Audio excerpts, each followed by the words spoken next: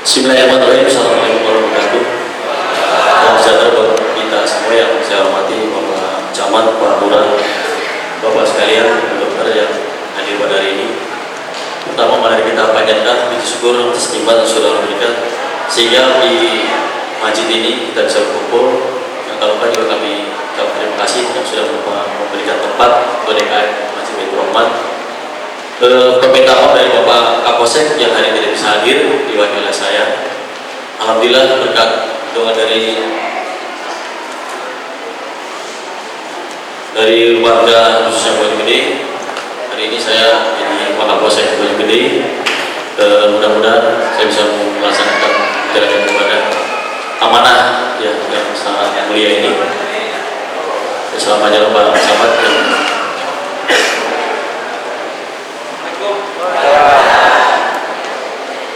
Ya, saya lanjutkan. Nama saya Bapak Harto, Pakat Ajun Polsek Polisi. Saya berdinas di Polsek Bojonegede kurang lebih dari tahun 2013. Ya, anggota kami Polsek Bojonegede sekitar ada 156. Ya, jadi Bapak Ibu yang hadir di sini anggota 156 untuk memberikan pengamanan kepada dua kecamatan, ya, Kecamatan Bojonegede dan Kecamatan Juralang. Untuk Kecamatan Bojonegede sendiri ada 9 desa, Kecamatan Juralang ada 7 desa.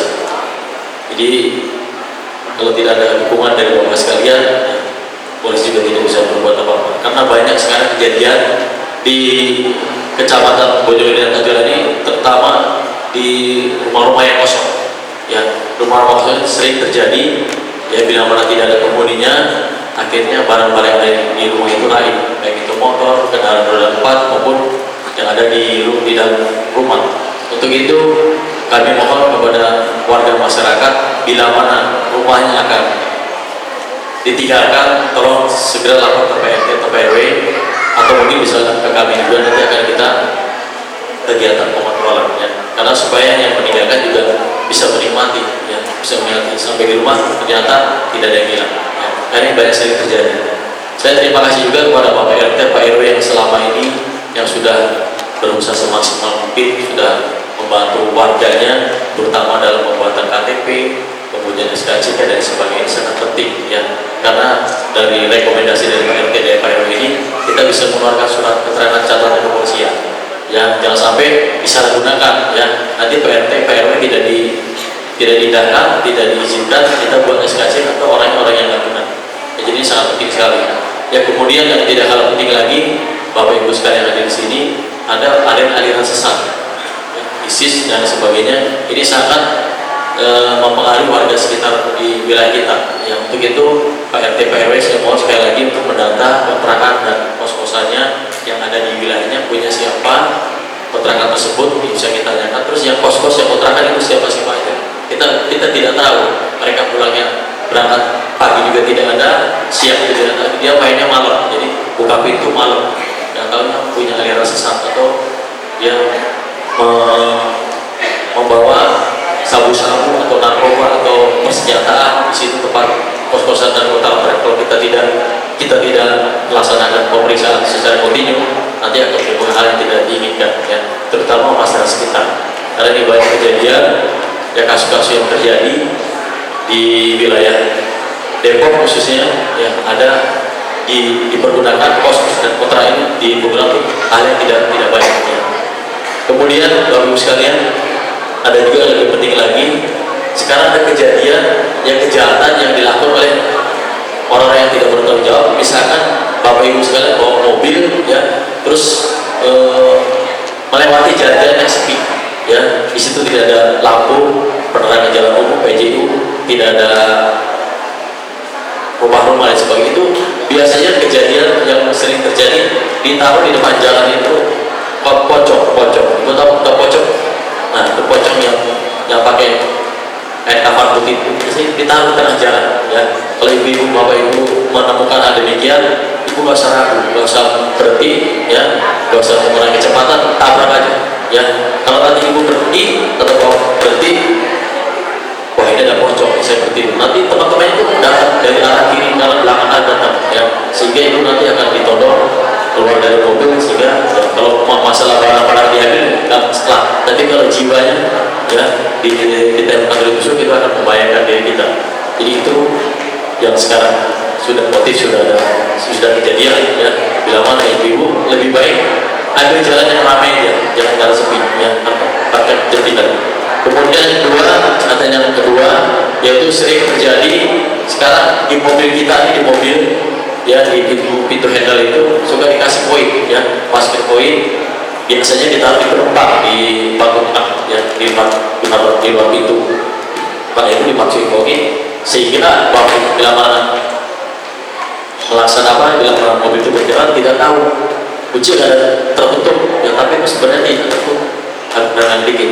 Jadi setelah itu koin masuk ya, si pelaku ini mengikut di belakang ya, nanti pas mobil itu berhenti di mall apa di mana tempat mana itu, begitu si yang punya mobil itu tidak ada di mobil, si pelaku itu mulai membuka ya, dengan mudahnya dibuka, akhirnya diambil barang-barang.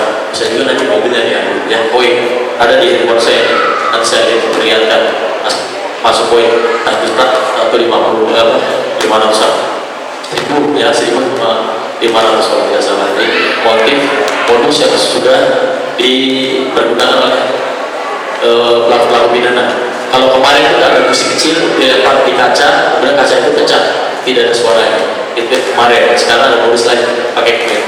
Jadi dengan adanya modus-modus seperti itu, mohon Bapak Ibu sekalian lebih hati-hati lagi.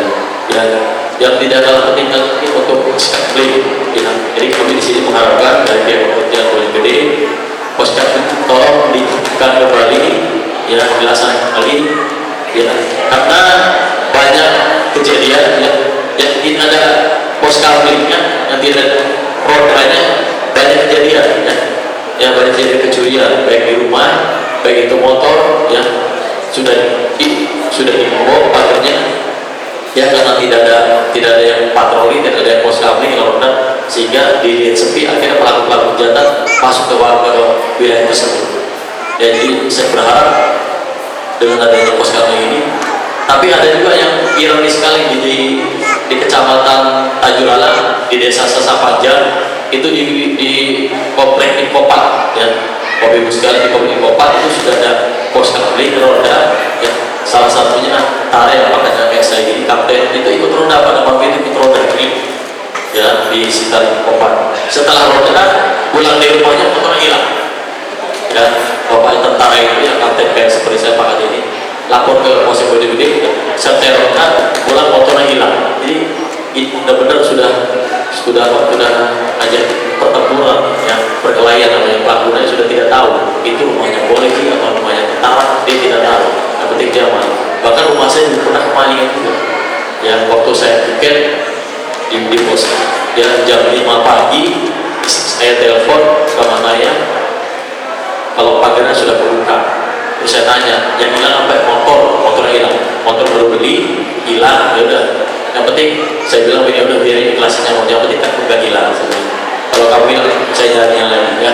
Jadi ini Bapak Ibu sekalian perlu kita waspadai, yang namanya pelaku tindak pidana tidak lihat itu rumahnya polisi, rumahnya TNI, rumahnya Pak Lurah, rumahnya Pak Camat, dia sasaran dia lakukan biar 10 menit atau 15 menit berhasil, berarti dia dapat duit ya. Kalau enggak dia bisa di sama masa bisa dipukulin ya.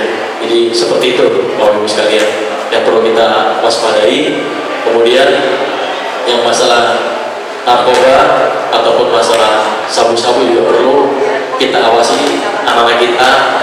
Kalau kita berangkat kerja, anak kita sekolah, kita telepon waktu pulang sekolah jam siang, kita cek ya apa mereka masih sekolah, apa mereka sudah pulang, apa mereka ada di luar rumah. Itu kita perlu waspadai Bapak Ibu sekalian, karena pergaulan anak sekarang apalagi sudah ada handphone tercanggih seperti ini, Android, dia bisa melihat hal-hal yang bukan peruntukannya ya, bisa lihat hal-hal yang nggak jelas dari itu semua ya, karena di alat komunikasi handphone ini sangat berbahaya kalau kita tidak bisa melihat. Kalau lagi tidur kita buka sendiri apa yang ada di isi handphone anak kita itu. Kalau kita tidak seperti itu, nanti kita akan menyesal di kemudian hari ya Bapak Ibu sekalian. Bapak Ibu sekalian yang bisa kami sampaikan, mudah-mudahan ya, ke depan kita lebih baik lagi, lebih kompak lagi, terutama Pak RT RW nya bisa bekerja lagi sesuai dengan, karena Pak RT RW ya tugas-tugas kemanusiaan ya, ibadah. Mudah-mudahan Allah nanti akan memberikan ganjaran. Itu saja Bapak Ibu sekalian, kurang lebih